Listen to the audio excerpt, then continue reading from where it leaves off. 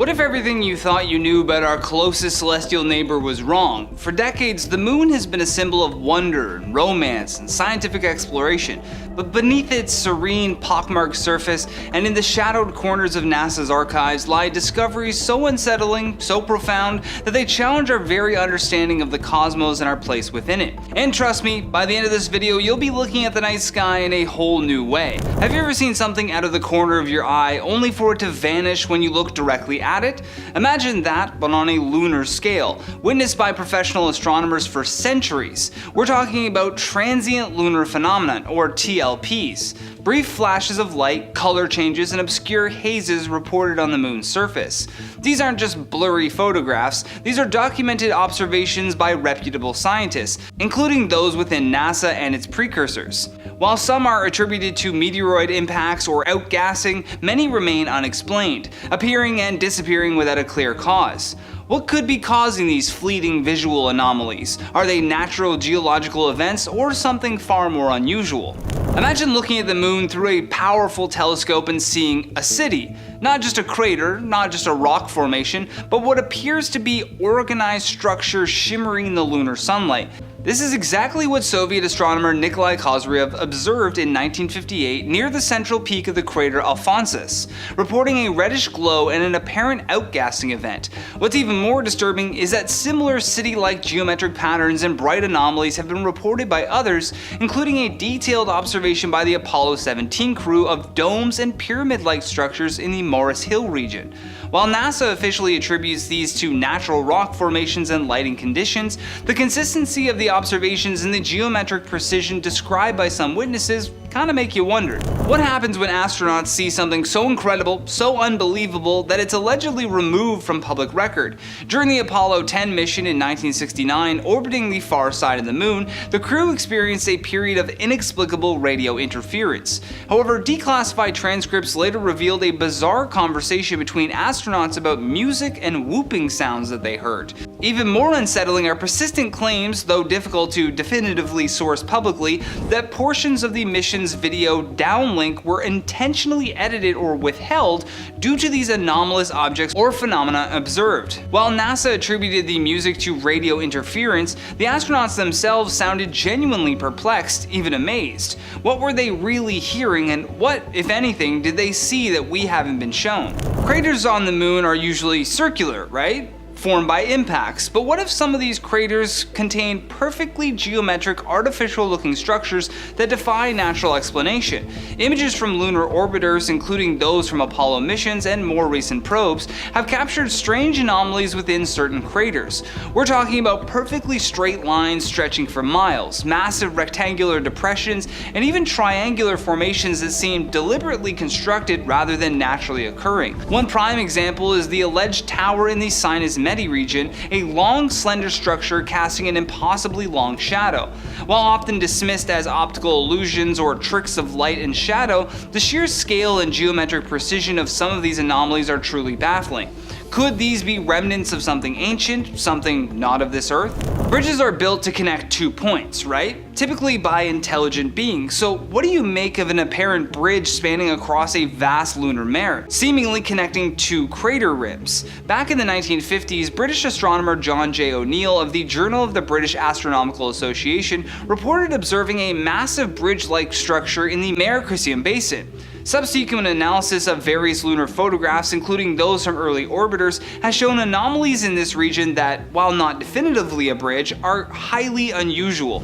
It doesn't conform to typical geological formations. Is it a unique natural rock arch or something far more complex? The sheer audacity of such a structure, if artificial, would rewrite lunar history. Here's one for the chemistry files. Researchers who studied soil samples from the far side of the moon via recent missions found water content far lower than on the near side. One study found less than 1.5 micrograms of water per gram of soil in the South Pole Aitken region, significantly lower than the near side measurements. This asymmetry puzzles scientists. Why is one hemisphere of the moon so much drier? Possible explanations include ancient impacts that redistributed volatiles, uneven heating and cooling of the crust, or different histories of solar-wind interaction on each side, but none are definitive yet. The takeaway is that even something as fundamental as water distribution on the moon is still full of surprises. On the far side of the moon lies an area called the Compton-Belkovich thorium anomaly, a region rich in thorium, which is a radioactive element, much more than the surrounding terrain. What's weird is the region is a volcanic complex,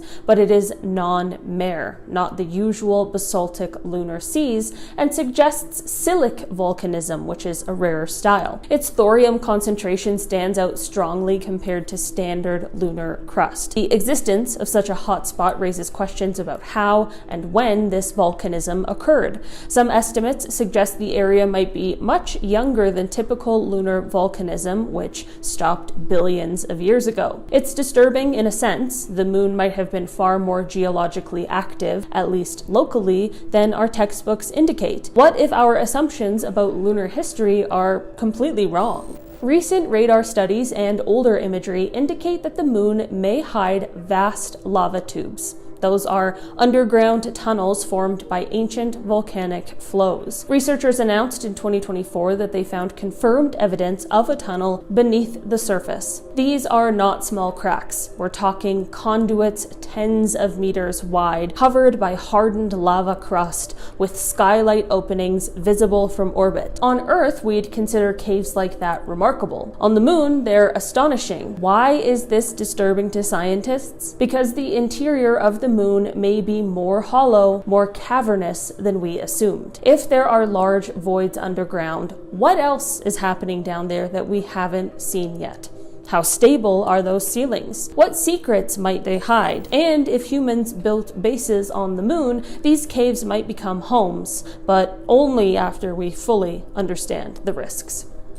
A recent study discovered strange anomalies in meter-wide rocks and their coating of sun-reflecting particles on the moon. These particles reflect sunlight in odd ways, not matching typical lunar dust behavior. Researchers speculated it may relate to how the lunar crust formed or how the surface evolved under solar and meteoroid bombardment. The unsettling part is that the moon's surface, which many assume to be well understood after decades of mission, still has optical and material properties that we can't fully explain. It's long been known that the moon lacks a global magnetic field, unlike Earth, but now localization and distribution of magnetic anomalies present deeper mysteries. The South Korean Dannery mission found that the far side has more prevalent local magnetic fields than expected. We would expect the near side, which faces Earth and has more basaltic volcanism, to show stronger anomalies. Instead, the far side shows surprising conductivity and magnetism. One suggestion is that the far side was hotter or had more water beneath the surface, but water under a magnetism puzzle? I don't know.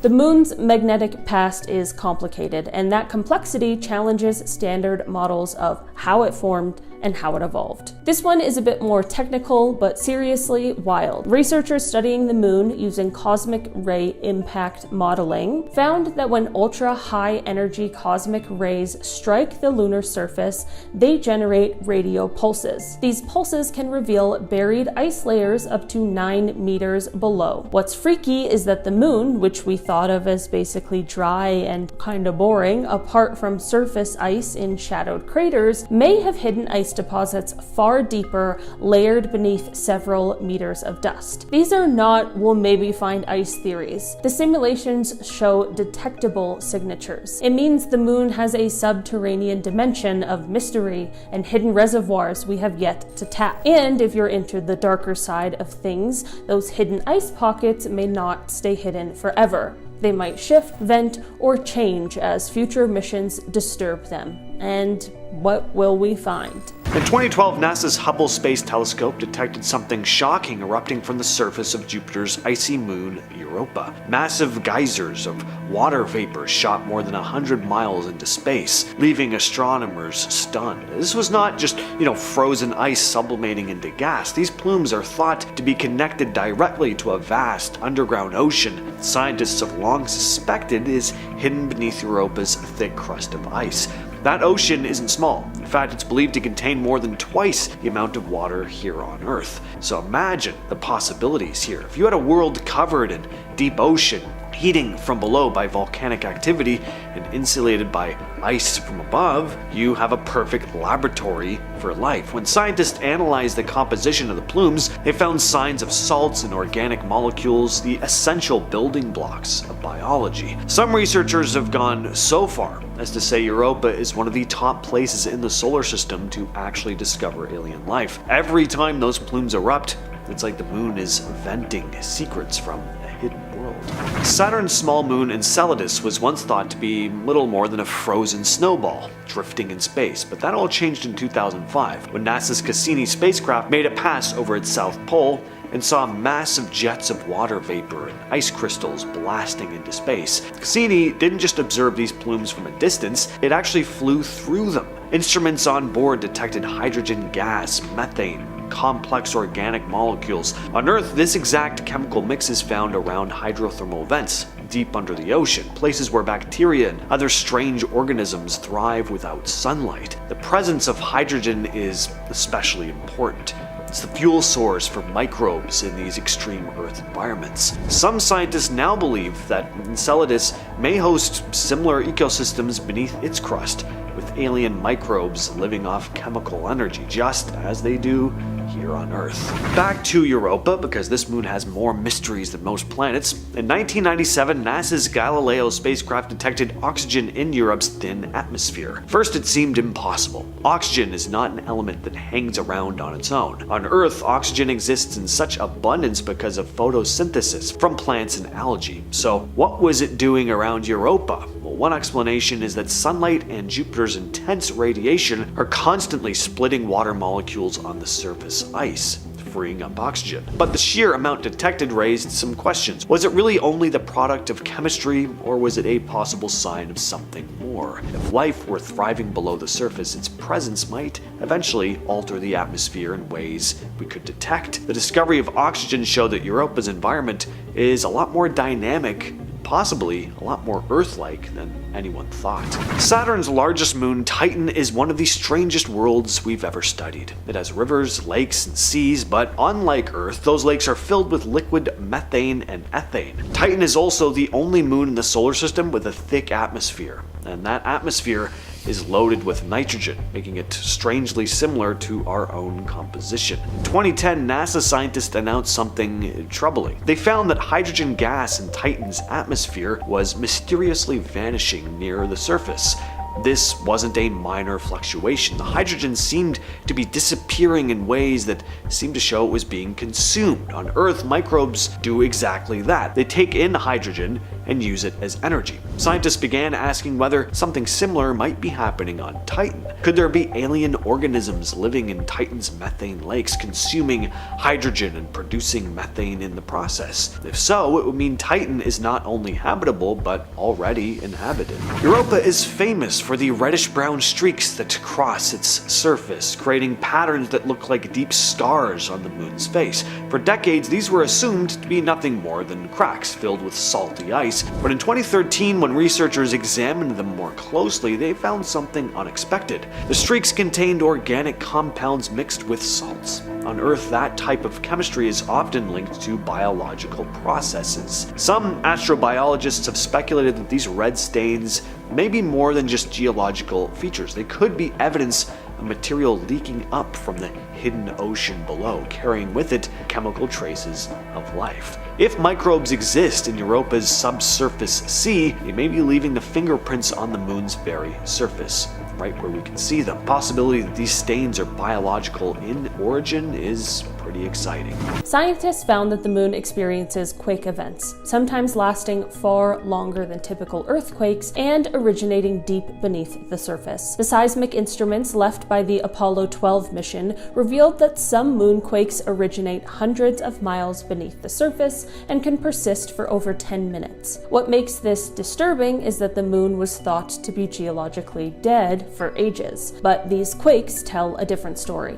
Its interior is still cooling and contracting, the crust is still shifting, and these tremors hint at deep internal motion. Some shallow quakes even reach magnitude 5.5 equivalent. For a place we assume is static and frozen in time, the idea that it is still shaking is unsettling. If you were planning a lunar base, you might want to pick your site carefully, because the moon might just give a little jolt when you least expect it. Here's another. The moon is literally getting smaller. Scientists analyzing top-of-surface imagery and quake data found that the moon's diameter has shrunk by roughly 50 meters over the past several hundred million years. When the interior cools, the outer shell contracts and breaks, forming cliffs called thrust faults tens of meters high. These features still exist today. The dramatic part, what appears to be a calm celestial body, is undergoing structural changes at a planetary scale. I mean, imagine the moon shrinking and cracking while we look up at it, thinking it's unchanged. For future explorers, this matters. What looks like stable ground might be shifting underneath. But for us watchers on Earth, it is a reminder that even the moon is evolving. When you look at the moon, you might assume everything is inert. Think again. Astronomers have documented transient lunar phenomena, or TLPs, flashes, glows, and color changes that appear and vanish on the lunar surface. More than 3,000 such events have been recorded. A flash here, a glow there, an odd reflection at a crater. Hypotheses include tiny meteoroid impacts, gas venting from beneath the surface, even dust disturbed by seismic or thermal activity. But the exact causes remain uncertain. Why is that disturbing? Well, because it suggests the moon isn't as inert and unchanging as we thought. These odd flashes hint at dynamic processes still alive on our familiar satellite. Look closely at certain lunar regions and you'll see bright, winding lights called lunar swirls. These patterns don't match typical geology. They're unusually bright, they sit atop old terrain, and they align with localized magnetic anomalies. The moon no longer has a global magnetic field, yet these swirls suggest that rocks beneath the surface got magnetized long ago and are playing tag with solar wind particles now. The real question is, how did those rocks become magnetized, and why exactly here? Some models link it to massive ancient impacts, others to volcanic or internal activity. None fully satisfy the mystery. So these swirls are like cosmic graffiti. They mark places where we know something weird happened, but we don't yet know exactly what. Imagine being an astronaut nearly 250,000 miles from home, looking out your window at the lunar horizon and seeing something utterly unexplainable moving across the surface. While the moon is roughly 238,000 miles away, a distance that could fit 30 Earths, it's still close enough for our astronauts to get a front row seat to some truly bizarre sights. These are numerous accounts, some declassified and others recorded in mission logs, of both American and Soviet crews reporting unusual moving lights and distinct crafts near the moon. Apollo 11 astronaut Buzz Aldrin himself has publicly spoken about seeing an unidentified object during their journey. While skeptics often point to discarded rocket panels or reflections, the consistency of these reports from highly trained pilots describing intelligently controlled movement is extremely disturbing. Were these just tricks of light, or was something else keeping a close eye on our first steps onto another world? The far side of the moon, forever hidden from Earth's view, has always been a place of intense speculation, and for good reason. When we finally got images, they revealed features that defy easy explanation. Beyond the lack of large maria compared to the near side, these are regions that exhibit extremely unusual magnetic anomalies and gravitational inconsistencies. More unsettling are the images that occasionally surface, allegedly from various probes, showing massive, almost perfectly geometric depressions and even what appears to be colossal hangars or bases built into the lunar rock. While official channels typically explain these as geological geological oddities, the sheer scale and artificial-looking precision of some of these features are incredibly difficult to reconcile with natural processes. Is there something significant hidden on the dark side of the moon that we never get to see?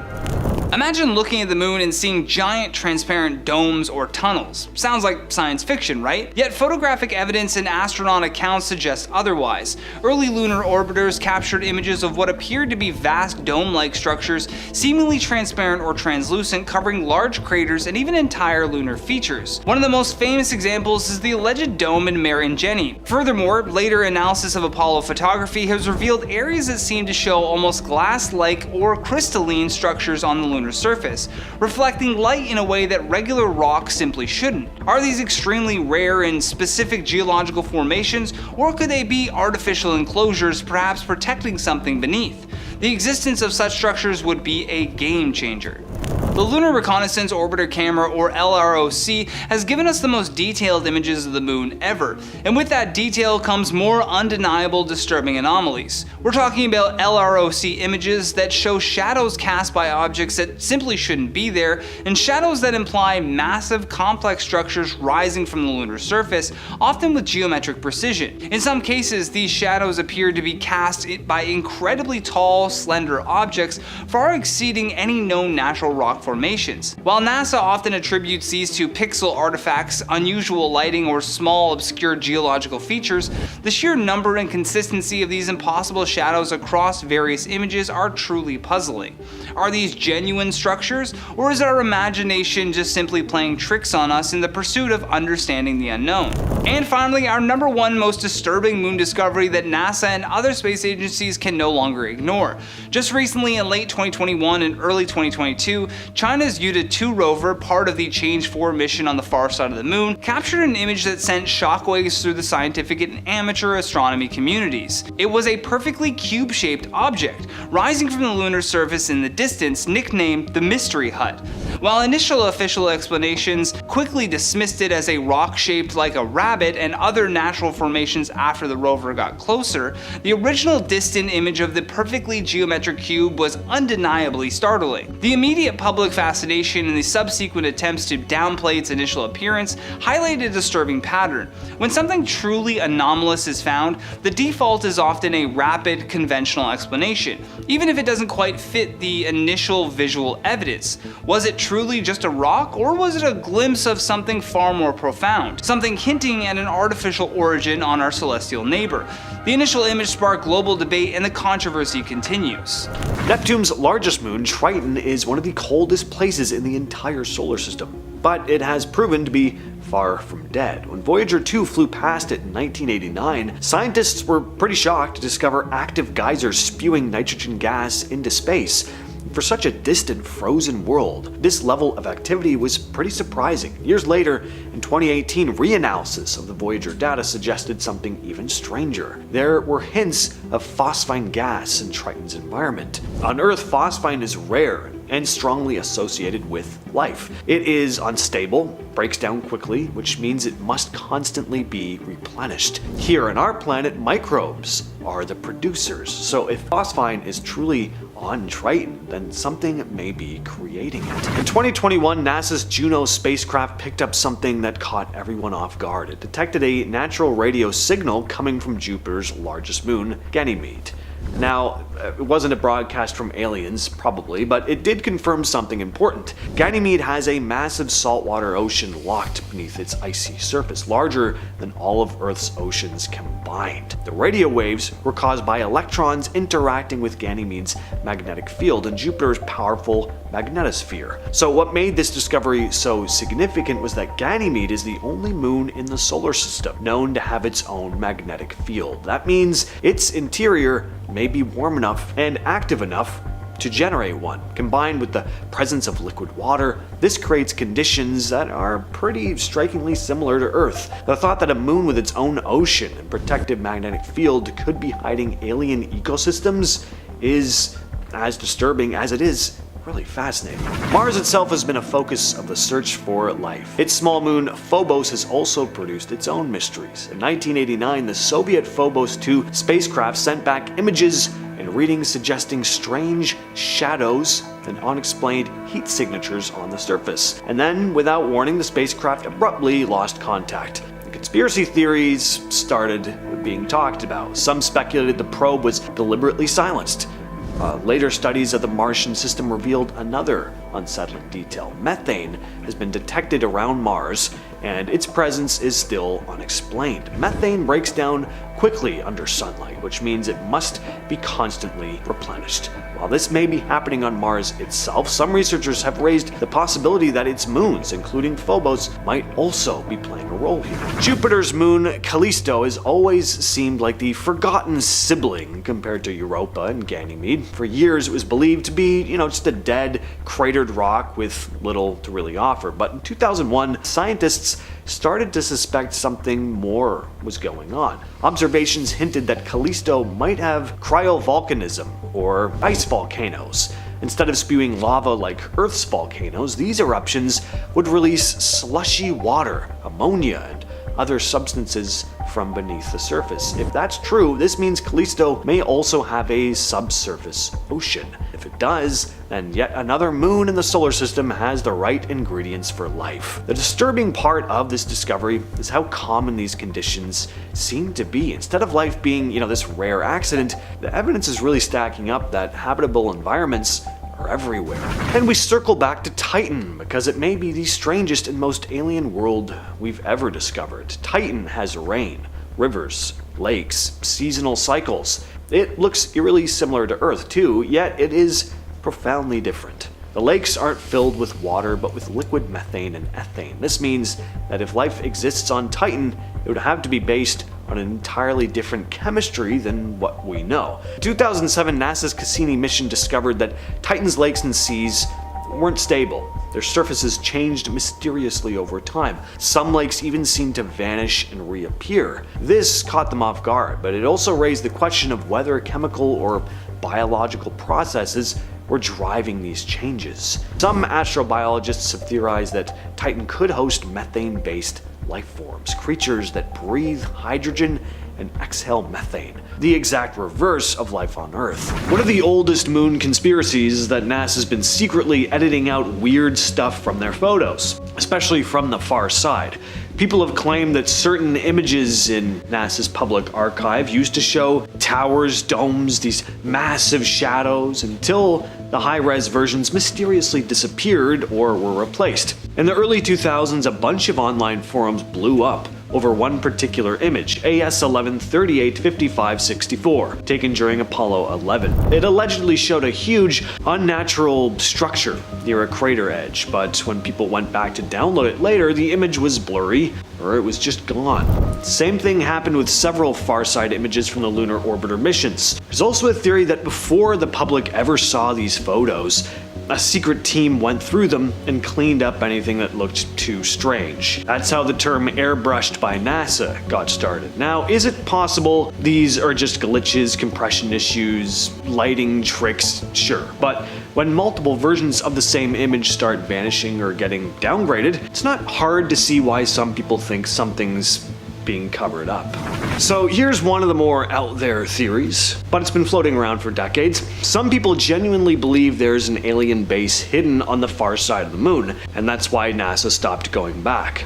So the idea here is that the side of the moon we never see was the perfect place for something to hide. One guy named Carl Wolf, who used to work in an Air Force photo lab in the 60s, claimed that he saw classified lunar images that showed massive towers, domes, and what looked like radar dishes. Another former Army guy, Bob Dean, backed him up, saying, "We've known about non-human structures on the moon for years." There's never been any solid proof, obviously, but their claims still get dragged up in UFO circles to this day. The theory goes even deeper, saying the Apollo missions were more about reconnaissance than science and exploration. Supposedly, we made contact, got warned off, and haven't been back since. NASA's official reason for not returning is budget cuts, but For the people who believe this stuff, that explanation doesn't hold up, especially when you consider how obsessed we've been with Mars and how quiet it's been about the moon over the years. In 2019, China's Yutu-2 rover rolled into a tiny crater on the far side of the moon and spotted something that made scientists a little confused. It was this weird, shiny, greenish blob,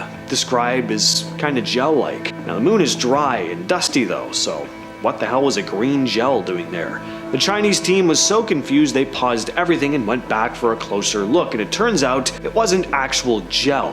It was actually probably rock that had been melted by a meteor impact, basically glassy material formed in the heat, but this was still totally unexpected. It was sitting inside a crater, it had a glossy sheen and reflected light in a way that made it really stand out against the matte gray surroundings. Some people online ran with wild theories about it being alien goop, fuel leaks from some buried craft, even that it was some sort of life form that liquefied under sunlight. And even though scientists gave a reasonable explanation, the fact that the rover crew didn't recognize it at first is still pretty cool, because what else could be out there that we haven't discovered yet, especially below the surface? There's this crater on the far side of the moon called Paracelsus C, and it's been causing a stir for years, mainly because of weird shadows and shapes inside it that don't really look natural. In 2016, an image analyst named Mark Carlotto said he spotted weird shapes inside the crater, stuff that didn't look natural.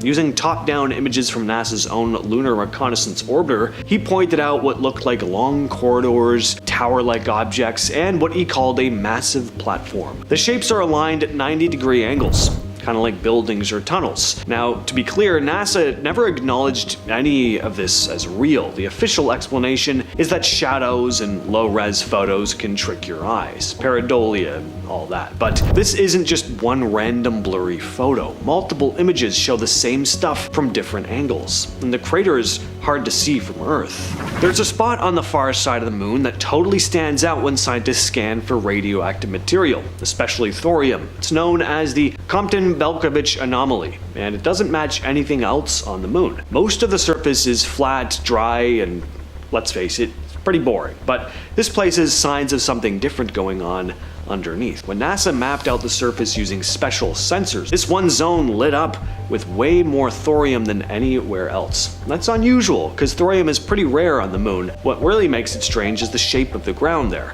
Instead of the usual craters and flat plains, the surface is all lumpy and raised, like something pushed up from below. That's usually what happens when magma rises and hardens, so scientists think this spot might have had some kind of underground eruption a long time ago, which is odd because that kind of activity wasn't supposed to happen on this side of the moon. The moon has these super weird bright squiggly lines across parts of it called lunar swirls. They look like someone airbrushed giant white tattoos onto the ground. One of the biggest is called Reiner Gamma, but there's no crater, no impact site, nothing to explain why these things are there. And they show up on the far side too. Interestingly, they match up with magnetic anomalies, random spots where the moon has a weird magnetic field. The moon isn't supposed to have a strong magnetic field anymore, so where is this coming from? And then there's the phantom lights. For decades, astronomers have reported brief flashes and glows coming from certain parts of the moon. They're called TLPs, which stands for transient lunar phenomena, and they've been caught on camera more than once. They blink, flare up, they vanish in seconds. Scientists have thrown out theories like gas leaks, solar flares, or moonquakes kicking up reflective dust, but none of it really sticks. These things don't make much sense. They don't seem to be caused by impacts or anything obvious. Number 10. Moon trash. Yep, us humans don't only litter on our beautiful Earth, but on the moon as well. Over time, the astronauts who visited the moon managed to leave quite a bit of trash behind. It's estimated that there's 181,437 kilograms, about 400,000 pounds of man-made materials lying around on the moon. Now, to make you feel better, it's not like the astronauts have been purposely littering the place and throwing sandwich wrappers and banana peels everywhere. there, most of the garbage is debris from various experiments, space probes, and lunar rovers. Some of it, in fact, is still functional today, and I guess it's easier just leaving it there than bringing it back on the spaceship and back to Earth, but I feel like they should just make a storage shed for this kind of stuff, you know, just not leave it on the ground. There is also some real trash though, however, such as astronaut poop containers. Yes, poop containers, which is just gross. Number 9. The moon is a burial ground. For those of you who didn't know, including myself until today,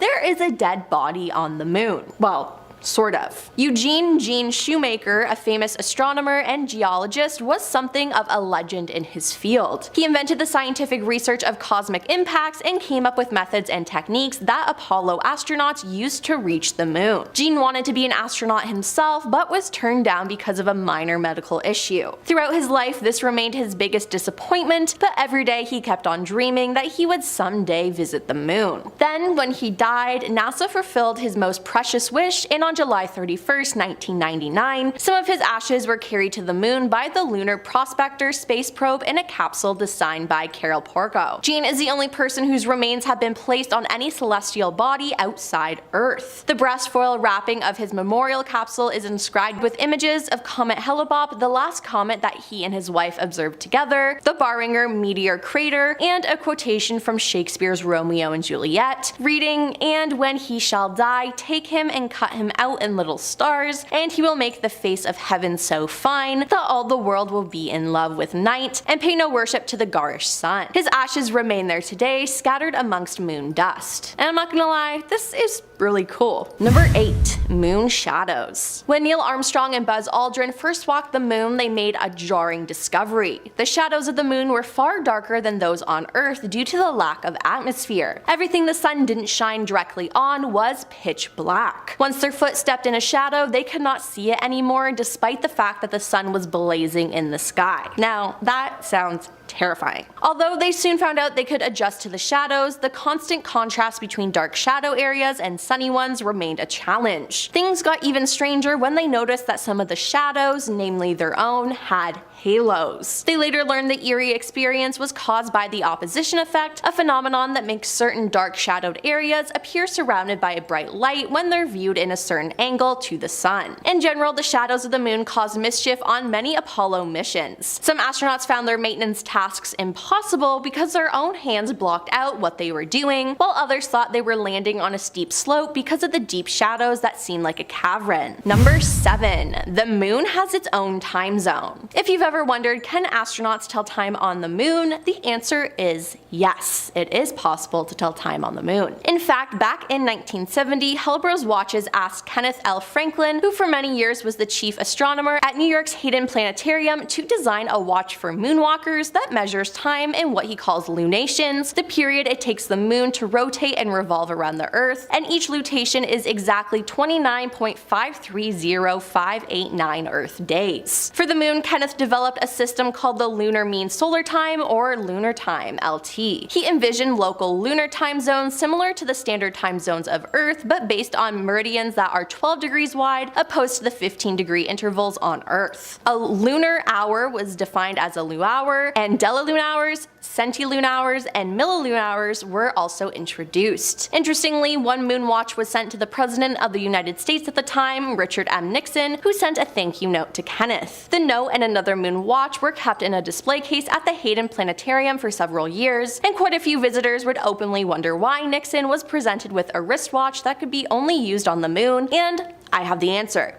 It's because it's cool. I mean, you're telling me if you could have a moon watch, you would say no? Number 6. The moon has varying temperatures. If you look on the internet for the temperature data on the moon, you're gonna run into quite a bit of confusion. There's little consistency even within a given website in which temperature scale is quoted, Celsius, Fahrenheit, and even Kelvin. The temperature at the lunar equator ranges from an extremely low -280 degrees Fahrenheit, aka -173 degrees Celsius at night, and a very very high 260 degrees Fahrenheit, aka 127 degrees Celsius in the daytime. In some deep craters near the moon's poles, the temperatures are always near minus 400 degrees Fahrenheit, minus 240 degrees Celsius. During a lunar eclipse, as the moon moves into the Earth's shadow, the surface temperature can plunge about 500 degrees Fahrenheit and 300 degrees Celsius in less than 90 minutes. Number 5. Moon dust. Yes, the moon is dusty. Moon dust sounds cool, but it's actually one of the moon's most surprising dangers. As everyone knows, sand gets everywhere on Earth, but on the moon, it's downright hazardous. Lunar dust is as fine as flour, yet extremely rough. Thanks to this texture and the moon's low gravity, it clings to absolutely everywhere. NASA has experienced numerous problems caused by moon dust. It has eroded astronauts' boots almost completely through and sandpapered their visors. It has traveled inside ships with spacesuits and caused moon hay fever in the poor astronauts that have inhaled it. It's thought that prolonged exposure to the stuff could even cause airlocks to fail and spacesuits to break down. And in case you're wondering, yes, of course, this devilish substance smells like spent gunpowder. Number 4. The moon's origin. Where did the moon come from? The short answer is that we don't really know. However, science has been able to come with a few educated guesses. There are 5 main theories about the origin of the moon. The fission theory argues the moon used to be a part of our planet that was separated at some very early point in Earth's history. This would make the moon part of what is currently the Pacific Ocean basin. The capture theory says that the moon was just wandering the universe until our gravitational field caught it. Other theories say our satellite was either condensed from a bunch of asteroids or the remains of Earth's collision with an unknown Mars-sized planet. Currently, the most likely candidate for the moon's origin story is the ejected ring theory, which is better known as giant impact theory. According to this version, a protoplanet, a planet that is forming called Theia, collided with Earth, and the ensuing cloud of debris eventually condensed into the moon. Number 3. Lunar anomalies. Some of the pictures taken by various vessels that have visited the moon have shown some very strange things on its surface. Many of these images seem to show artificial constructs that range from tiny canister-like shapes to the shard, which appears to be a towering structure that could be at least 1.6 kilometers, aka 1 mile tall. According to paranormal enthusiasts, there's even a large castle that is suspended high above the surface of the moon. All of this seems to point toward an advanced civilization that has lived on the moon and built complicated structures. Now, NASA has never really bothered to debunk these strange theories, so does that mean that there's some truth to them? NASA?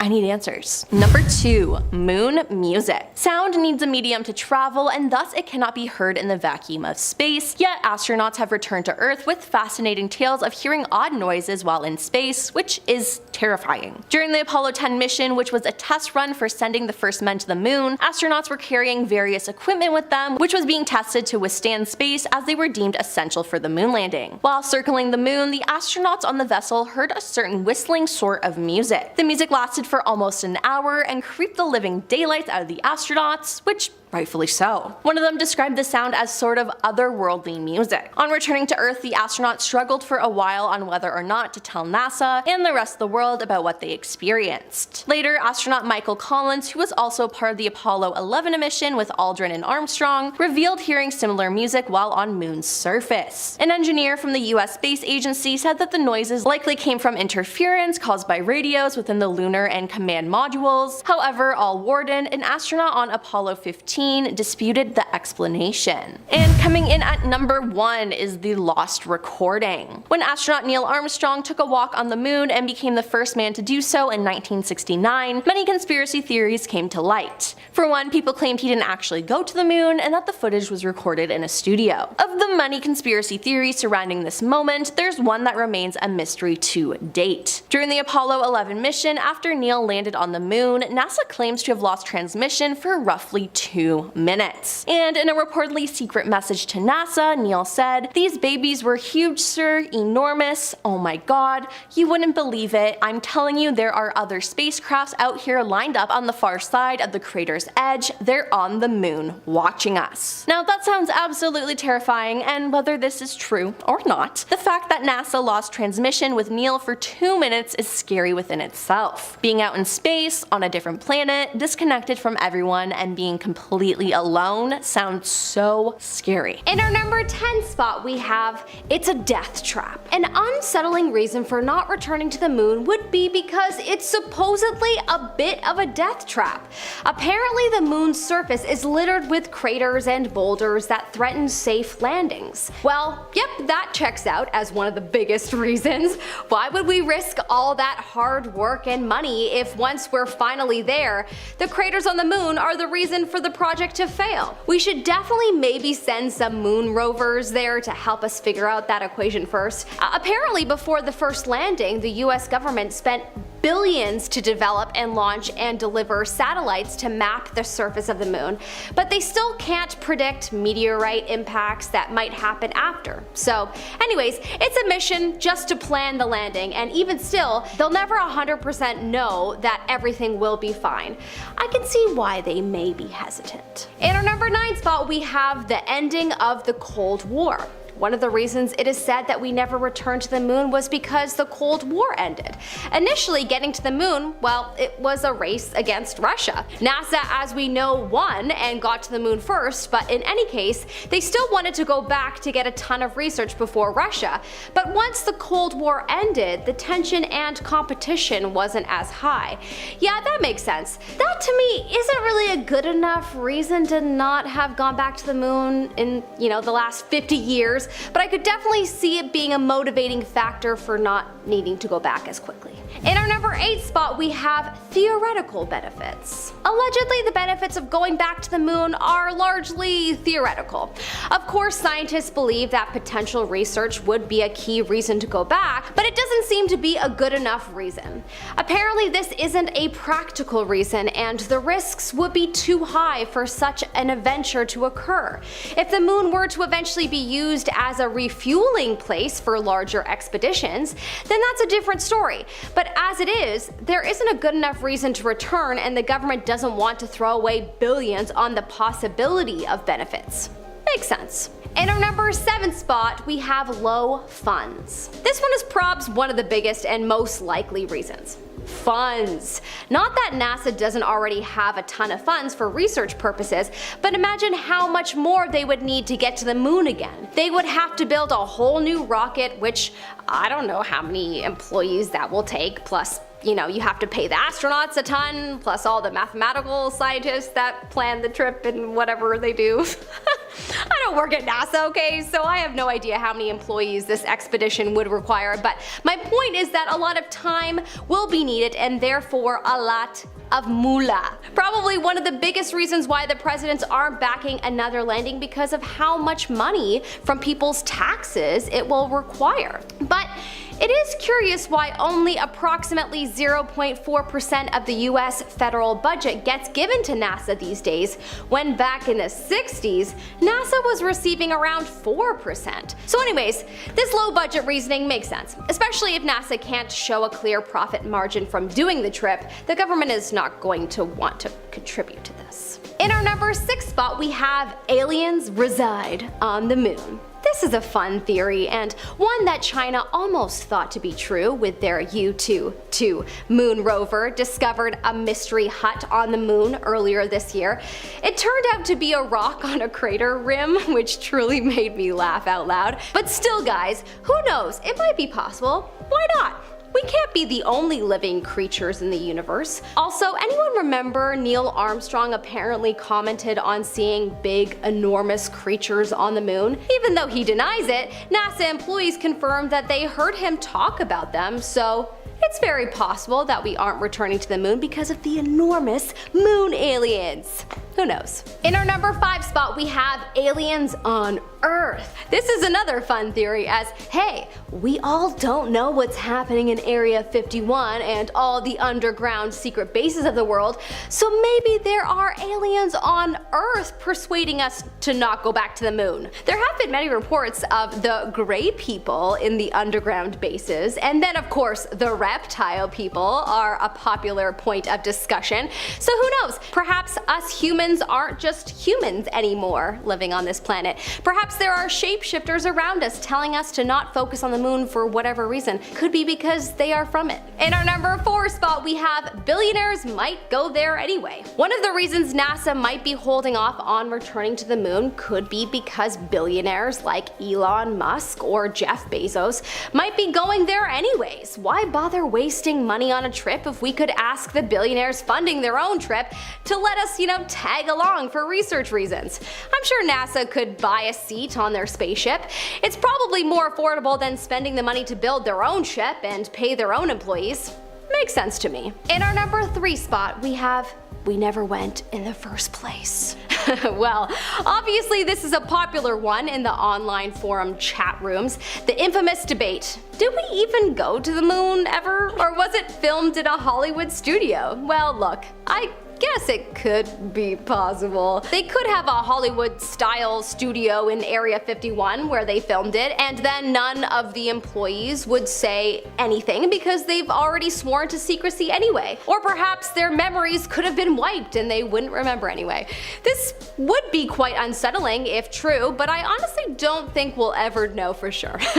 I wish I could go to NASA, watch the astronauts get in the spaceship, watch it take off, and then watch it land days or weeks later. Then I would be 100% convinced. If you know someone who has done this, please share your experience in the comment section below and make all the non-believers believe. In our number 2 spot, we have slim pickings. An issue that NASA in particular might be dealing with that is a little unsettling is the lack of young people interested in the idea of being an astronaut or scientist these days. Apparently astronauts say that American kids were polled and they say that they dream more about becoming YouTube stars rather than astronauts, and that's a big problem for NASA.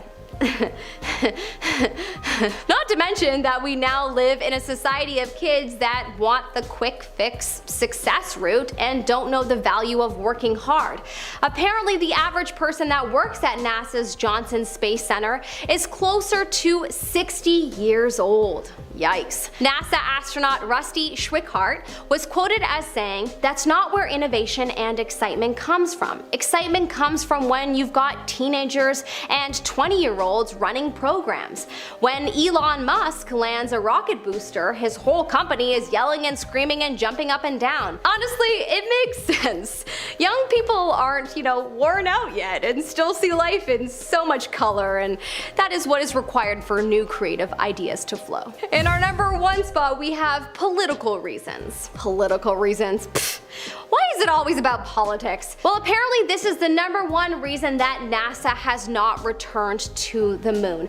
Apparently this reasoning has been spoken out quite often over the last while. In 2019, NASA's administrator, Jim Bridenstine, reportedly said that, quote, "If it wasn't for the political risk, we would be on the moon right now. In fact, we would probably be on Mars." There is much speculation as to what the heck that means, but perhaps another country with more power than the US might have a hold on them? Or, by political risk, do they mean that it would be such a large spend of people's tax dollars that it may be hard for one party to be re-elected? In any case, that statement is so vague, and the people should really be harder on NASA to just, tell the truth. It's one thing if we're not going there because it's not necessary. It's another if we're not going there to be strategic for election time. Starting off this list, in our number 10 spot, we have the Mystery House. This is a pretty recent weird discovery that was made in November of last year by the China National Space Administration rover Yutu-2. This rover travels around the far side of the moon, exploring and giving us insights into what lies beyond our point of view. This rover has been traveling through the 186-kilometer wide Von Karman crater, and this is when the rover ended up spotting what appeared to be a sort of cube-shaped unidentified object, which is now being referred to as a mystery house. The rover is now on its way to investigate further, but we don't yet quite have the answers to this mystery. When the mystery house was first spotted, it wasn't exactly far from the rover, as it was only 80 meters away, but that does not mean the rover can get there quickly. The approach for this rover is expected to take somewhere from 2 to 3 lunar days, which is about 2 to 3 months in Earth time. This is because the rover moves quite slowly, and the path to explore this cube object is not a clear one. While we patiently wait for the answers, we can always speculate. Drop a comment down below with your best guesses, and who knows, maybe we'll come up with the next viral conspiracy theory. In our number 9 spot today, we have the green gel, another discovery that was made by the U-22 rover, which first made its lunar landing in February of 2019, came in August of that year. On Lunar Day 8, which began on July 25th, the rover was doing its thing, finding its way through an area that was filled with a bunch of small impact craters.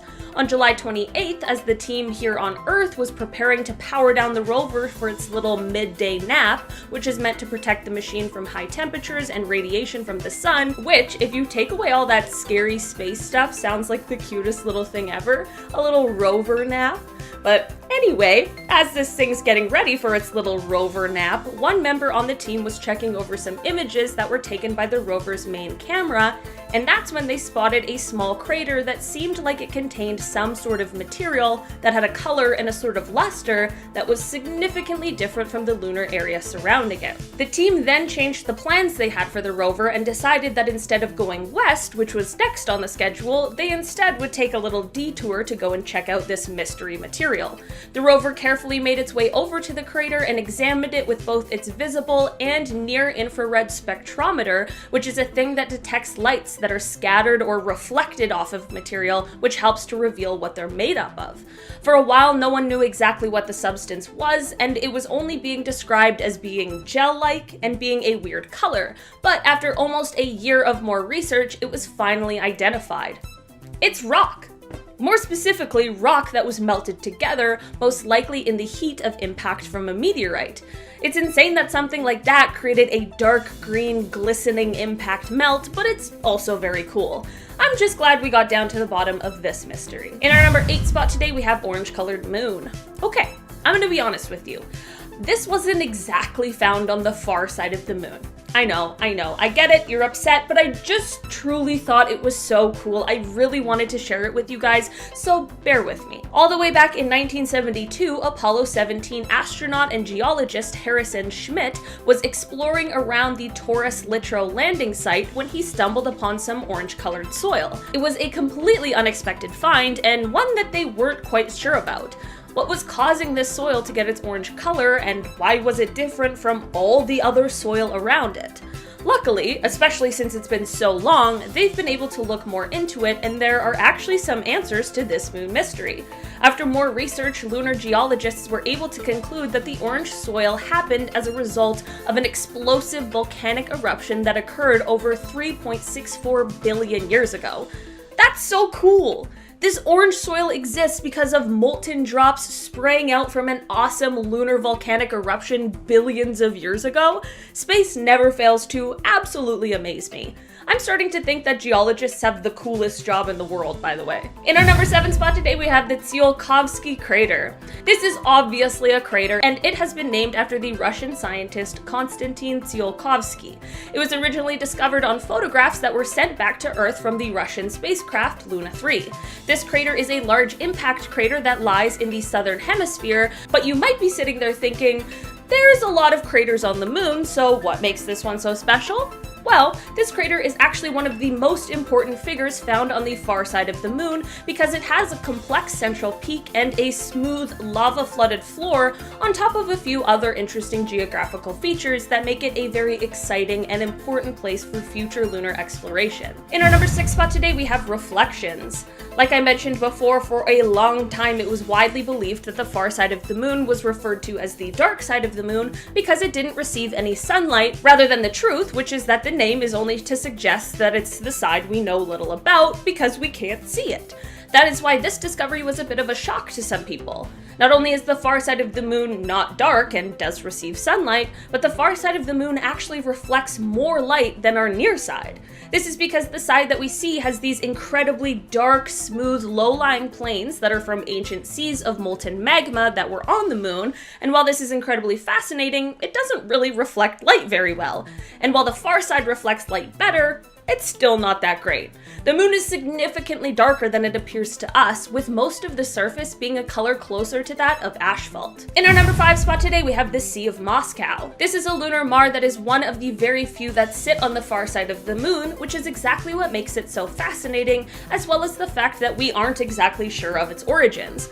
Just so we're all on the same page, Lunar Mare is the large, dark basaltic plains that are located on the moon.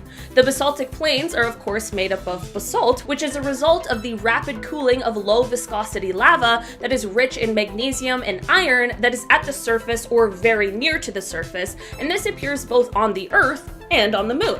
For a while it was believed that this was formed due to some ancient volcanic eruption, but there is also speculation that it may have been from a meteorite cluster impact instead. Either way, whichever is responsible for this lunar mare, the moon sure was having a very stressful time. In our number 4 spot today, we have the crust. Remember how people used to believe that there was a face on the moon? Well, that was thanks to that lunar mare we just talked about. So while the Sea of Moscow and things sort of similar do exist on the far side of the moon, there really isn't a lot of Maria on the side that we can't see. What was called the Lunar Far Side Highlands problem became a thing of human interest in 1959 when that Soviet Luna 3 was able to send the first images of the dark side of the moon all the way back to Earth. On the side of the moon we can see, the near side, we see a lot of variation in coloring, and that is due to this Maria. This knowledge is what led to scientists being shocked when they first saw the other side. The far side, because the far side doesn't look the same as the near side at all. While a lot of the near side is Maria, the far side is mostly mountains and craters, and this led to the question and mystery of why. For 55 years this question plagued researchers, but now we think we may have an answer. Scientists realized that this difference and the reason for the lack of Maria might just be due to the difference in the crustal thickness of the side of the moon we can see and the far side, and this is just the consequence of how the moon originally formed. The most widely accepted answer of how the moon formed is the idea of some sort of Mars-sized object slamming into Earth shortly after the planet came into existence, and this gigantic impact flung a bunch of stuff out into space, and this would eventually form our moon. That's like the very basis of the theory. So after this impact, the moon and Earth were both super hot, like so hot that parts of them vaporized, which created a disk of rock, magma, and vapor found around the Earth. Then, since the moon is smaller, it cooled faster, but the moon used to be like 20 times closer to us than it is now, so the far side of the moon cooled faster than the near side, and this created a difference in temperature between the two halves, which then led to impact the crustal formation on the moon. That was a lot of info, but how crazy is that? I always find it so interesting to learn about how each and every step in the formation of our solar system has affected the way things are in ways we don't even really fully realize. But last on the list, we have moon dust, aka lunar regolith, which covers the moon's surface like a fine, powdery blanket. Dust doesn't sound very intimidating, but it can be, at least on the moon.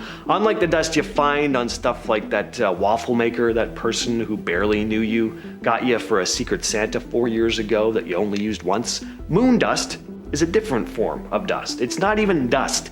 These tiny, sharp grains of sand. It's formed over billions of years from meteoroid impacts, and because the moon lacks any weather erosion, it just stays jagged. So this lunar dust can be a bit of a problem. Anakin Skywalker would hate moon dust. It's coarse and rough and irritating, and it gets everywhere.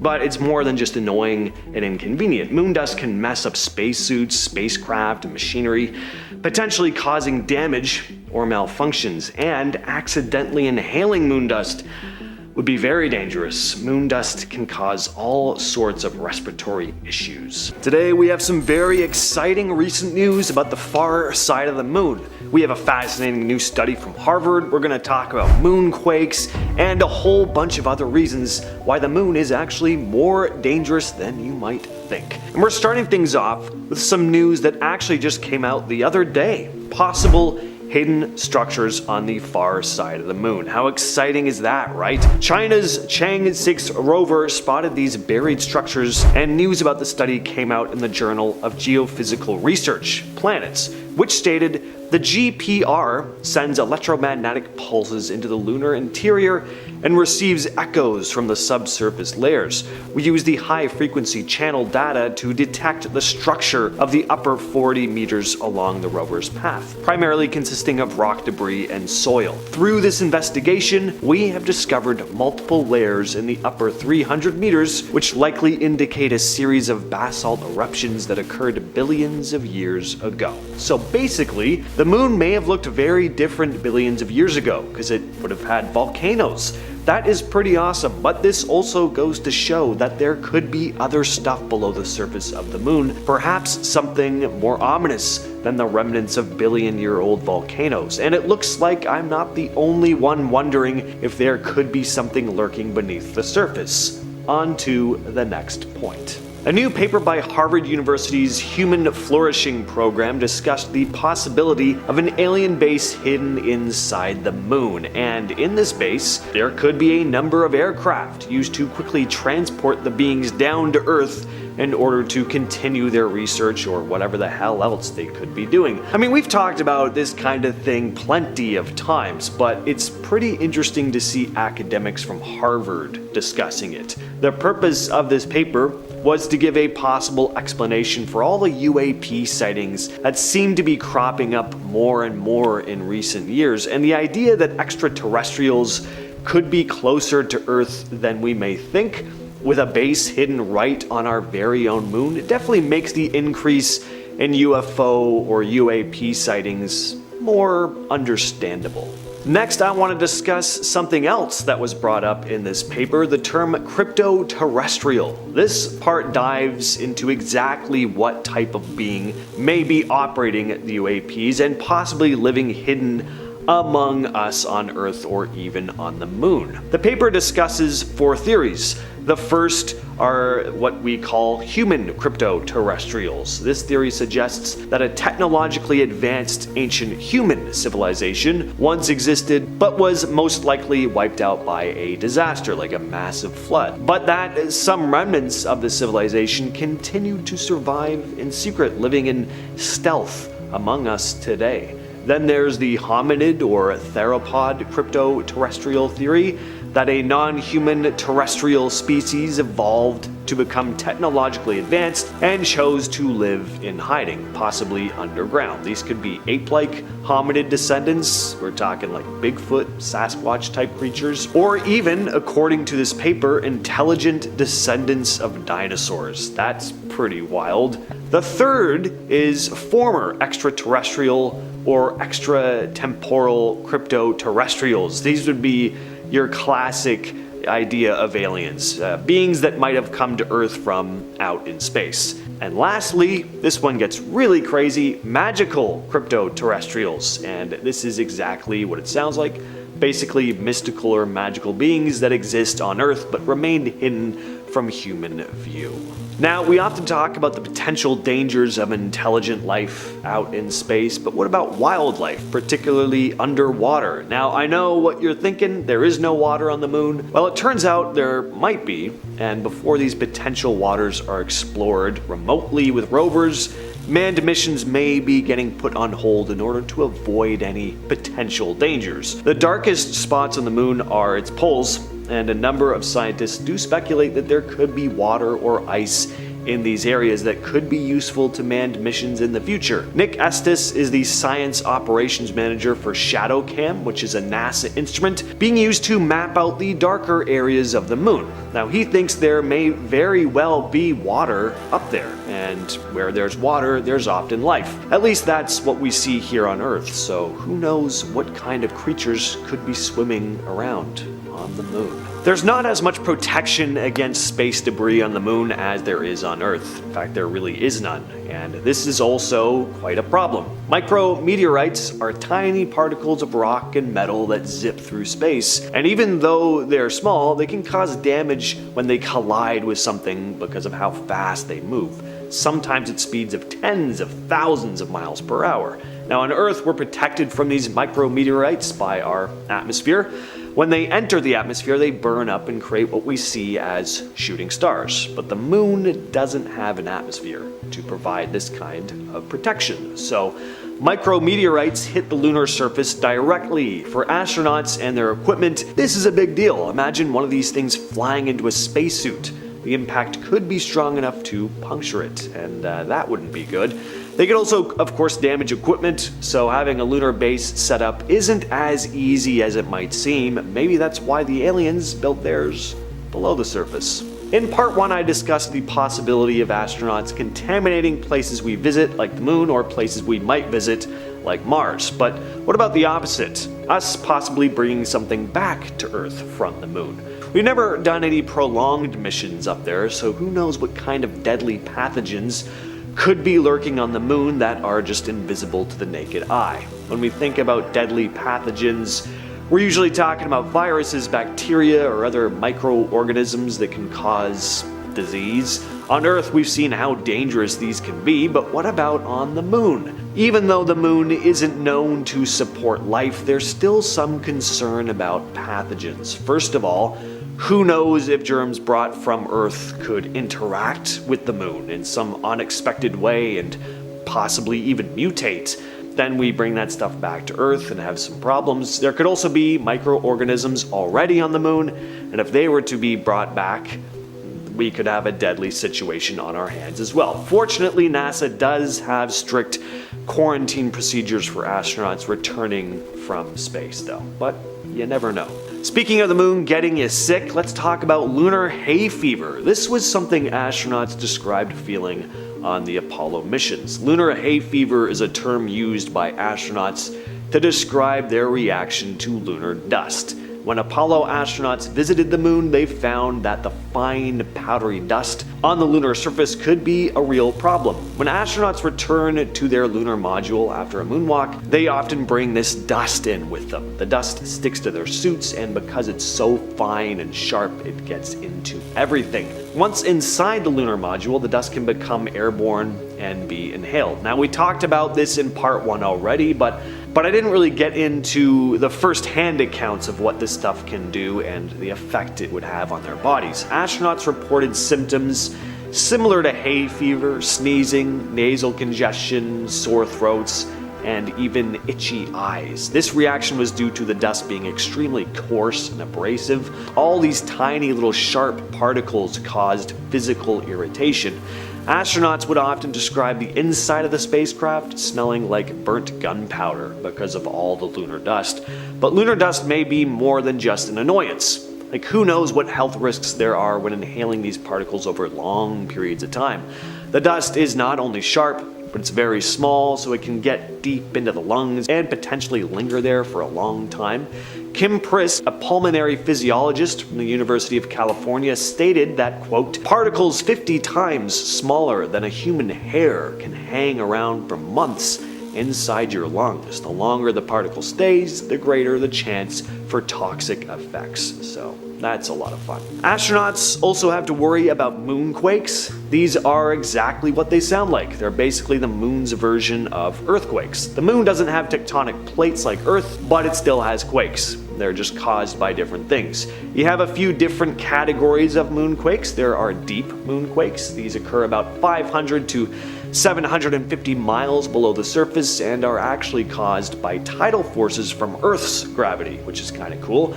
You have shallow moonquakes. These happen closer to the surface and can be much stronger. These are the most similar to the types of quakes we have here on Earth. These ones are the most concerning. Some have reached up to 5.7 on the Richter scale, and to put that into perspective, that's strong enough to cause damage to buildings if it were to happen on Earth. And obviously, meteorite impacts will also cause tremors. So I probably don't really need to explain why moonquakes could be a problem for future crewed missions to the moon, especially more prolonged ones. It seems like the moon also just doesn't really like our company very much. It's slowly distancing itself from us day by day. It gets about 3.8 centimeters further away every year. Now, this may not be a reason as to why NASA hasn't been back to the place in decades, but it is sort of an unsettling fact about the moon. Now, 3.8 centimeters per year may not sound like very much, but over time it can have some significant effects. The moon's gravity is the main force behind Earth's tides. As the moon moves further away, its gravitational pull on Earth weakens. This means our tides will become less dramatic. High tides won't be as high, low tides won't be as low, which can and will have an effect on ecosystems on coastlines. The moon also helps stabilize Earth's axial tilt. This tilt is responsible for our seasons. Without the moon's help, Earth's tilt could vary more wildly, which would lead to extreme changes in climate and seasons and make our weather patterns even less predictable than they are now. And finally, we gotta talk about the big elephant in the room, that maybe NASA hasn't done another crewed mission to the moon in decades because we never even went in the first place. Yes, the whole moon landing was a hoax conspiracy. Now, personally, I don't think the moon landing was a hoax.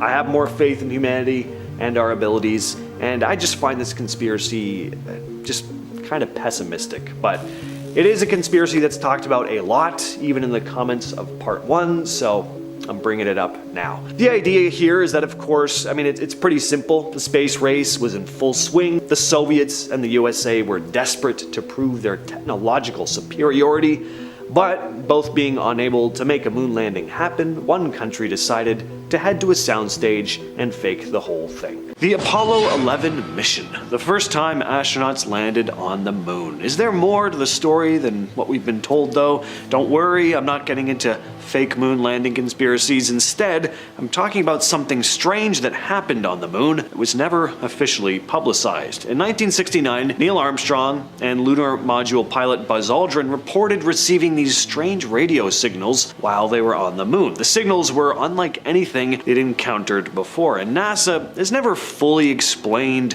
what these signals were or what caused them. The astronauts themselves were concerned enough to report the signals, but all we've been given are vague explanations about, quote, space interference or static. But could the signals have been coming from something else? Some believe these signals could have come from extraterrestrials, possibly even a signal that was coming from something on the moon, or some type of craft that was observing the astronauts. No one's been able to definitively figure out where these signals came from. Were they just random radio waves bouncing off space debris, or something more mysterious? NASA has always been pretty dismissive about it, and sure, maybe it was nothing. It's also very possible they just had no explanation. Over the years, there have been tons of photos of the lunar surface taken by the Apollo missions. Well, some folks have pointed out some rather strange things in some of these images, bizarre formations. Images that appear to show what look like pyramids, domes, or even straight lines in the soil. NASA has always insisted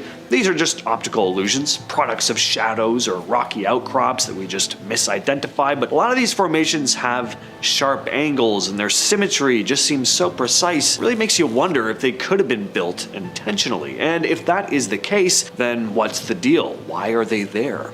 Were they built by some ancient civilization that used to live on the moon? That would be pretty cool, definitely something worth looking into. So why hasn't NASA done anything to explore these supposed structures in more detail? Well, maybe there's nothing there, or maybe they're just hiding something from us. Astronomers and conspiracy theorists have pored over Apollo mission photos, and some believe that these structures are evidence of something much larger than what we're being told. But we might find out more in the very near future, with the Artemis 3 mission on the horizon, set to be the first crewed lunar landing since Apollo 17 in 1972. But was Apollo 17 really the last time astronauts set foot on the moon? Next, we have Apollo 20. Wasn't Apollo 20 cancelled? Well, let's explore that for a minute. For decades, there's been a rumor that the Apollo program continued long after Apollo 17. Some conspiracy theorists believe that Apollo 20 actually did happen, and that they allegedly flew to the moon in the late 70s. The mission, of course, wasn't made public. It was a secret operation.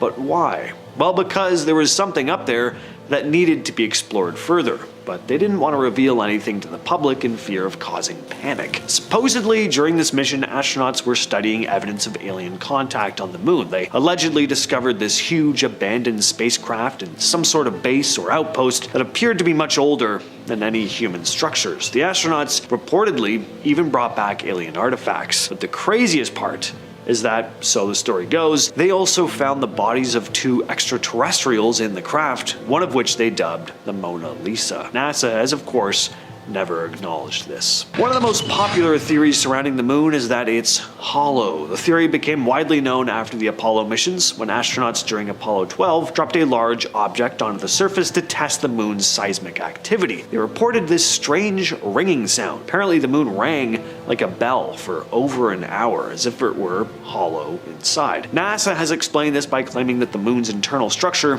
is just different from Earth's, to dumb it down significantly, but some people still find this strange.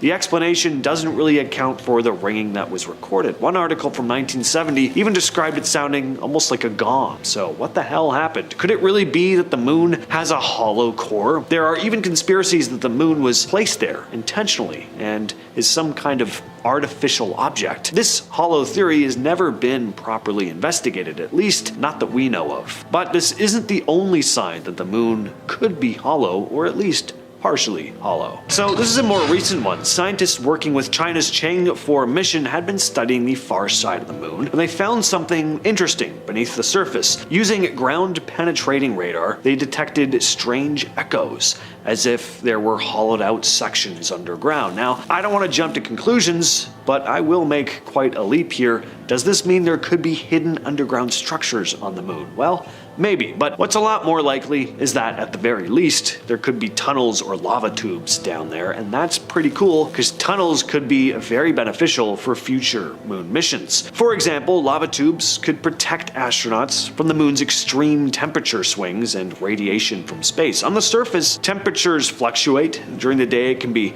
250 degrees Fahrenheit or 121 Celsius, and at night, it can drop all the way down to minus 280 Fahrenheit or minus 133 Celsius. That's just an unhinged fluctuation in temperature. Underground, though, things are a lot more stable. So setting up shop underground would be a much better bet. And if there are already hollowed out sections, much easier. Setting up base in a natural underground structure rather than building everything from scratch is ideal, especially when you're going to transport everything out to, the moon. Imagine lugging a huge drill up into space. Speaking of the hollow moon and hidden structures, a recent paper from Harvard University's Human Flourishing program came out with a pretty wild idea, that there might indeed be an alien base hidden on the moon. The study proposed that this base could house spacecraft designed for quick trips to Earth. The idea is that extraterrestrials could be using these ships to come here for research or who knows what else.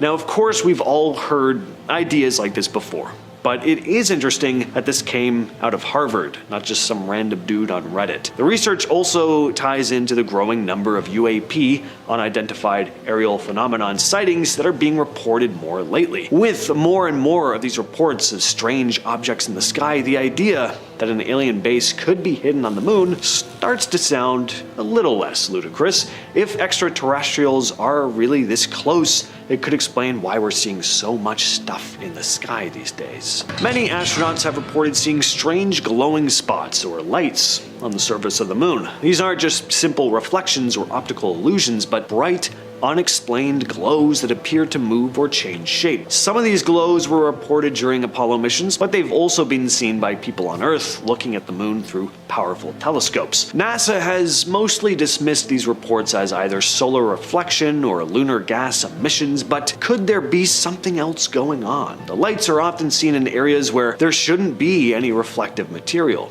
And it's especially odd when they show up near particularly large craters, because, maybe there's something built into those craters. So what could these strange glows be? Are they evidence of alien technology? Are people just overthinking things go ahead and make fun of me down in the comments. Next up, we have crypto-terrestrials. What on earth is a crypto-terrestrial, you ask? Well, the term was actually coined in that same Harvard paper that I mentioned before. The term crypto-terrestrial is used to describe the beings that could be living on the moon or even right here on Earth. The paper lays out 4 theories about what these crypto-terrestrials might be. The first theory is called human crypto-terrestrials. This one suggests that a super advanced human civilization once existed a long time ago, but was almost entirely wiped out by some kind of disaster, like a massive flood. But some survivors of this ancient civilization might still be around, living secretly among us. Next is the hominid or theropod crypto-terrestrial theory. This is a non-human species, something like a descendant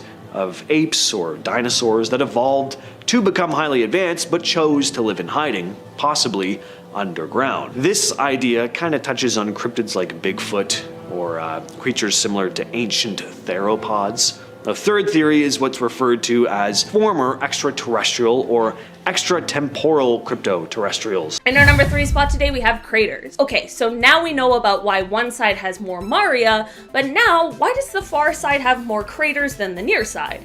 For a while, people thought this was because the Earth was acting as a sort of shield for the moon, but we now know that that is not true. The Earth only obscures about 4 square degrees out of 41,000 square degrees of the sky that can be seen from the moon, so obviously this means that the Earth is actually a terrible shield for the moon. This is what led researchers to believe that lava flows are more likely responsible, and this definitely goes back to the crust as well and the origins of the moon that we just discussed. The crust of the moon mostly consists of plagioclases, which were formed when aluminum and calcium condensed and combined with silicates in the mantle of the moon. Like we talked about earlier, since the far side was, well, further from the super hot, slower cooling Earth side after that big impact, these elements cooled sooner and the crust that formed was thicker. So when meteor impacts happened on the near side of the moon, there was a more likely chance of them cracking into the thinner crust, which then releases the basaltic lava. But on the far side of the moon, the thicker crust puts up much more of a fight, and now the moon is just left with these cool battle scars. In our number 2 spot today, we have the South Pole Aitken Basin. Speaking of craters on the far side of the moon, this one is an immense impact one. Measured to be roughly 2,500 kilometers in diameter and between 5.2 to 8.2 kilometers deep, this is one of the largest known impact craters in our entire solar system. That is no easy feat and definitely means that the moon has seen its fair share of cosmic disturbances. This basin is not only the largest and deepest on the moon, but it is also the oldest. While this is located on the far side of the moon, apparently just the outer rim of the basin can be seen from Earth, and this is due to the huge mountain chain that is called the Leibniz Mountains. Remember those missions launched by the CNSA that we started this list off with? Well, one of their spacecrafts actually landed in this basin in 2019 and began to explore all around it, which means that all it has to offer is soon to be uncovered. In our number 1 spot today, we have the Eastern Sea. This is a lunar mare that is located on the western border of the near side and far side of the moon and is partially visible but pretty difficult to see from Earth. What is so cool about this one is the way it shows up on lunar images, kind of like a target ring bullseye. It is believed that this is an impact crater that was caused by an asteroid-sized object. Estimated to be around 64 kilometers in diameter, traveling at speeds of around a calm, casual 15 kilometers per second. This collision is said to have caused ripples in the lunar crust, which is what gives it that ring effect. At the moment, we don't have samples directly from this area, so we aren't sure what the exact age is yet, but it is thought to be the moon's most recent or youngest impact basin, thought to be quite a bit younger than the Imbrium basin, which is about 3.85 billion years old. Alright, we're starting off this list with a recent discovery of possible hidden structures on the far side of the moon. Now, this isn't necessarily scary, it's just kinda cool, but who doesn't like cool stuff, right? Scientists have examined data from China's Chang'e 4 lunar satellite, which is exploring the far side of the moon. By using ground-penetrating radar, they have detected echoes beneath the lunar surface, possibly indicating hidden underground structures. The anomalies that have been spotted suggest there could be a series of networks and tunnels or lava tubes underneath the moon's exterior. These subsurface formations could offer shielding against temperature fluctuations and cosmic radiation, making them good options for future human habitation on the moon, because, who wouldn't want to leave the luscious forests and bright blue sky right here on Earth to go live in tunnels deep beneath a dark, desolate, rocky mass. Number 9, the strange substance. China's U-2 rover, a part of the Chang'e's mission, discovered an unusual gel-like substance on the far side of the moon. The rover came across this material in the von Karman crater. It was found within a small impact crater, with the substance's appearance and color standing out from the surrounding lunar soil. The discovery was made during the rover's exploration of the lunar surface using its visible and near-infrared spectrometer, or VNIS. But as to what the substance is, we're still not 100% certain. Several possibilities were proposed by scientists, including the idea that it could be melted glass formed by the heat of a meteorite impact, or it might be linked to the moon's volcanic activity. The U-2 rover had been active since early 2019, conducting various scientific observations on that far side of the moon. Number 8, the mystery cube. In 2021, China's U-2 rover was traversing the moon when it spotted this far off in the distance, this image here. People were pretty confused when this image was released, saying it looked like there was some kind of hut or like cube on the surface of the moon. For a while, we weren't sure what this object was. Was it an alien spacecraft? Was it some kind of ancient shack? A monolith, similar to the one in 2001, A Space Odyssey, perhaps? I do hate to disappoint you all, but the answer is far less fantastical than all those wild ideas. On closer inspection, it turned out that this mysterious cube was nothing but a rock. It's a moon rock, so it's still something. It's apparently really huge too, but not a highly advanced space cube. In fact, it wasn't even in the shape of a cube at all, but for a while, people's imaginations were acting up. And we're back to China's U-2 rover again with another discovery. This time, 2 mysterious glass spheres were spotted on the far side of the moon. These objects stuck out like a sore thumb as they glistened against the dry, dusty landscape of the moon's surface. It was an odd find because the objects looked perfectly spherical. They almost looked like a pair of large glass candle holders, at least to me anyway. Scientists aren't sure exactly how these formed, but they hypothesize they could have been created from a high-speed impact with a meteorite. Number 6, the UFO. This incident occurred on the Apollo 16 mission, NASA's 5th successful trip to the moon. After the Apollo 16 mission, astronauts John Young, Thomas Mattingly, and Charles Duke were beginning their return trip when they captured about 4 seconds of footage, and in it, they spotted whatever this is. It appears to be a saucer-like object hovering above the moon. Looks like a UFO to me, like a classic UFO, I might add. Looks like something right out of a 1950s B-movie, and it's got that dome shape. The footage was shot with a 16mm motion picture camera, shooting at 12 frames per second from a command service module window. I've always wanted to have a UFO experience, and going to space, also a dream.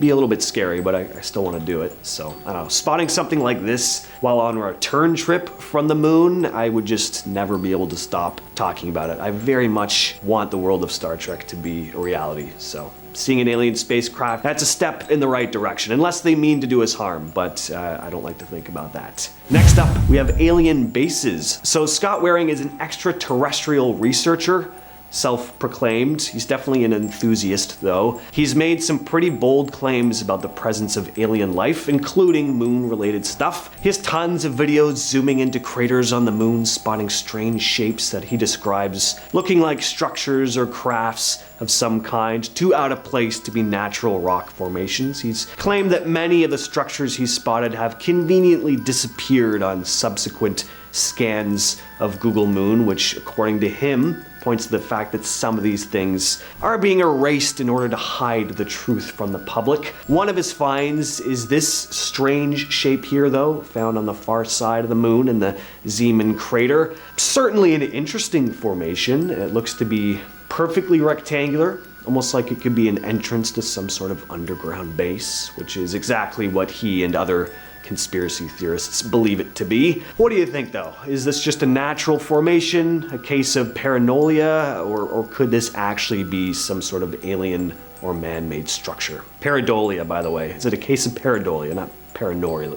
Anyway. And that's going to bring us to number 4 with the alien craft. This is another strange image that Scott Waring pointed out. Between Von Karman and Davison crater, it lies this. Waring believes that this is an extraterrestrial spacecraft. Writing on his blog, I found this structure in the center of a crater on Earth's moon. The structure closely resembles a ship from the Transformers movie. The craft is triangular in shape, but with a lot of odd bulges. The object is very shiny, more so than anything in its surrounding area, which tells me it's metallic. He went on to say, I feel this craft may still be salvageable and possibly could be used to transport humans to other planets in the Milky Way. So Scott certainly gathered a lot of info from this image of a rock. I mean, an alien spacecraft, sorry. But he is an extraterrestrial researcher after all. All I can say is I'd love it if you were right, but that just looks like a rock to me. It's a cool looking rock. It's got some nifty grooves in it, and kind of spaceship looking in shape maybe, but I'm not sold on it. I don't know. What do you all think though? At number 3, we have moon dust. Now, this is found all over the moon, not just on the far side, but it is pretty dangerous and, might I say, terrifying. Moon dust, also known as lunar regolith, is a fine powdery substance covering the moon's surface. It's composed of tiny particles created by the impact of meteoroids over billions of years. And now the thing is, it's called dust, but it's not as innocuous as the dust we have here on Earth. Moon dust is sharp, it's abrasive, and it's highly reactive due to the lack of weathering and erosion on the moon. It clings to equipment, which could potentially cause damage to spacesuits, spacecraft, and machinery. Inhaling or ingesting moon dust would be absolutely hazardous to human health, as it causes like respiratory and other health issues. Not that you'd be breathing without a helmet on the moon anyway, but you know, it does pose a challenge for maintaining equipment and could lead to mechanical failures. And during the Apollo missions, astronauts reported difficulties with moon dust sticking to their spacesuits, which raised concerns about potential long-term health risks. And at second place, we have the castle. This image here was taken on an Apollo mission. Gotta say, pretty weird. Now, just like with a lot of stuff on this list, this could just be a case of pareidolia, but it really does look like some sort of structure. There appear to be 3 support columns holding up some kind of tower. Another interesting part about this thing is that it's much brighter than the surrounding area, although that could just be a trick of the light. I really try not to let my imagination get too out of control looking at stuff like this, because I just really want there to be definitive proof of alien life, but I think it's important to keep a level head and look at this stuff objectively. So I'm just throwing it out there to you guys, you know, to see what you all think. Once again, what are your thoughts on this? That's what the comments are for. And coming in at number 1, we have transient lunar phenomenon. Transient lunar phenomenon, or TLP for short, are unexplained and temporary changes observed on the surface of the moon. The strange phenomena has intrigued astronomers for centuries. One common TLP involves the sudden appearance of glowing or like colored patches on the moon, which can last for minutes or even hours before like fading away. Scientists have proposed a number of theories to explain these weird glowing shapes, but none have been fully confirmed. One hypothesis suggests that outgassing, the release of gas from beneath the moon's surface, might be responsible. This gas could escape because of geological activity or meteorite impacts. The energy released from the impact of a meteorite could create a temporary glow or eject material that reflects sunlight. But this theory doesn't account for the duration and the varied nature of TLP. And some TLP reports date back to the 18th century, and they're hard to study because they're so unpredictable. We don't really just know when it's going to flare up. Astronomers are using advanced technology to try and document and explain what's going on here, but at this point, we still don't know. Alien cover-ups, political obstacles, mysterious substances. These are just a few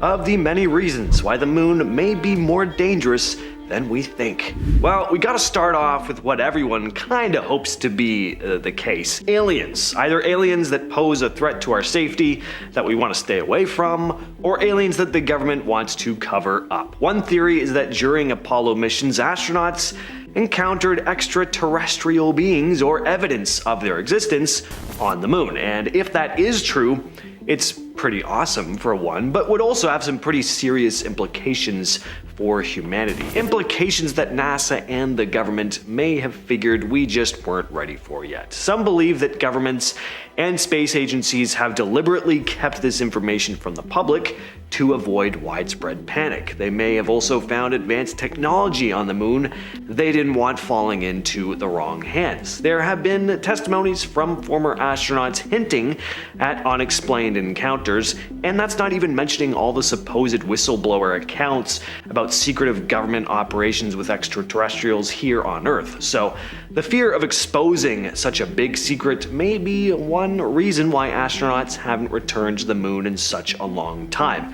If we really do end up returning in 2026 though, maybe some secrets will finally be revealed, but sadly, I doubt it. So speaking of the possibility of strange structures on the moon and possible alien encounters, enter Scott Waring. Scott Waring, an enthusiast in all things extraterrestrial, has posted tons of videos and images of things he's spotted in images and videos, including stuff on the moon. He's posted tons of videos on YouTube where he zooms in on lunar craters, pointing out strange shapes that he insists don't fit the bill as just natural rock formations. He thinks they look like structures or even spacecraft. One of his finds is a curious formation in the Zeeman crater on the far side of the moon. It looks to be a rectangular type of shape, almost too perfect to be anything but artificial, according to him anyway.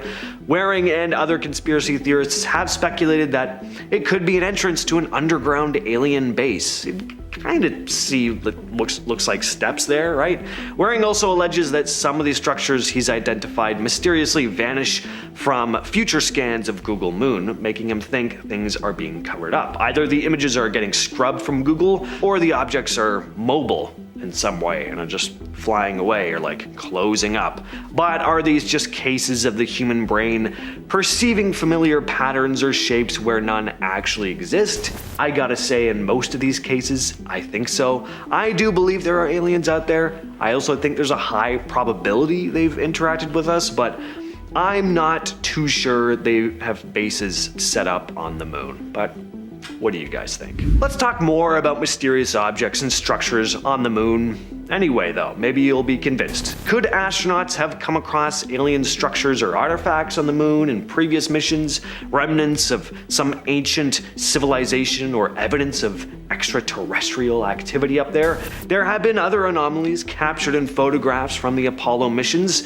Unusual shapes and formations that look to be artificial rather than natural. Again, if stuff like this was found, governments and space agencies might be hesitant about returning to the moon out of fear of what they might find. Uncovering evidence of past or present extraterrestrial civilizations could be dangerous. We may just not want to poke the bear until we're ready to deal with it, which is why we haven't had a plan in motion to return until now. One example of odd structures on the moon is this image here, which was taken on an Apollo mission. Formation is often referred to as the castle. This is probably the image that got most people thinking about possible alien structures on the moon. It does kind of look like three pillars or columns holding up what looks to be a tower. And what's intriguing is that this structure looks brighter than its surroundings. So again, what do you think? Is this just a trick of the light, or could it be something more? Here's a weird one.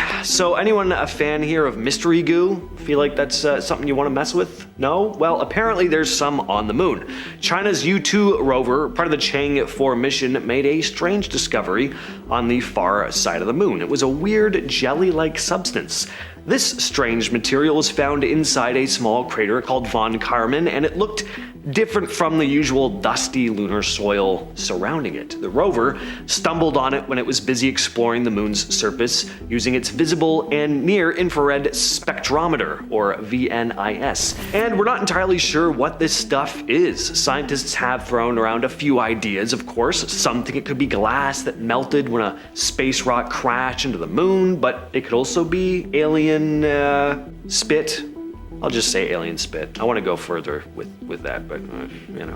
The U2 rover started poking around on the moon in 2019, collecting data on the far side where astronauts have never set foot, and that just makes this discovery a lot more interesting. Another possibility about why we haven't gone back to the moon in such a long time is that astronauts could have encountered unforeseen hazards or some other type of phenomena during previous missions. Something that's not necessarily alien, just strange. Space is of course full of dangers, from radiation and microgravity to meteoroid impacts and solar storms. It's possible that Apollo astronauts encountered threats beyond what they were prepared for, and quite possibly beyond what they could even explain. So this one is a bit more esoteric, I know, but I'm just throwing some ideas out there. They may have seen something they just couldn't wrap their heads around. Horrifying, but beyond recognition, almost Lovecraftian. Something that made them never want to return. Of course, other than that though, there are the more well-documented dangers, like the harrowing experiences of Apollo 13, which narrowly avoided disaster after an oxygen tank explosion. There are also the long-term effects of space travel on human health, like radiation exposure and bone loss. If astronauts encountered unknown dangers or phenomena on the moon, space agencies would obviously be a lot more cautious going forward. So maybe they prioritized unmanned missions for that very reason. Here's a more cynical idea though. Maybe the moon holds strategic importance for military purposes. Maybe landing on the moon wasn't as much about humanity reaching the stars as it was about gaining control over a valuable piece of rock. I mean, the space race was happening during the Cold War, after all. The Soviets and the US were desperate to get up there. Could there be covert operations that have been going on the moon? Could the moon be in the process of militarization? Advancements in technology have made space-based weapons and surveillance capabilities very feasible. If governments have indeed set up military installations on the moon or are planning to do so, the implications would be huge. And because of how sensitive military operations are and the potential for geopolitical tension, governments may be reluctant to publicly come forward and disclose their activities up there on the moon, not wanting to reveal any classified information. Probably the most likely explanation for me though is this one: money. The allure of returning to the moon is of course undeniable, but I mean, it all comes down to what's practical in the end, right? Funding is one of the main challenges for space exploration in general. There have been advances in space technology, but the cost and complexity of lunar exploration are still big obstacles, particularly for cash-strapped space agencies facing competing priorities and budgetary constraints. Developing the necessary spacecraft, habitats, the propulsion systems for long lunar missions requires a lot of investment and innovation. The long-term sustainability of, say,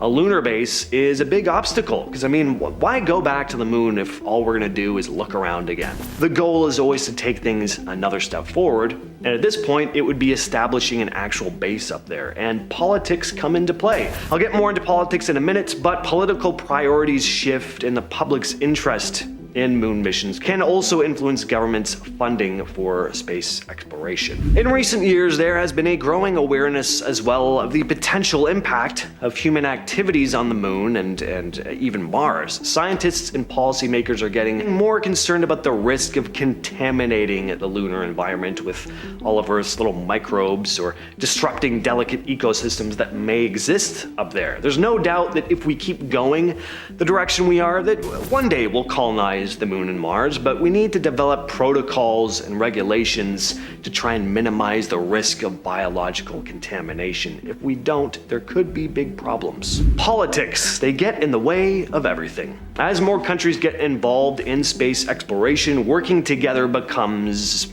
even more important. But tensions between countries and different national interests can make forming partnerships tough. Issues like who owns the technology, how resources are shared, and how information is exchanged can all cause problems, especially among countries with their own space plans.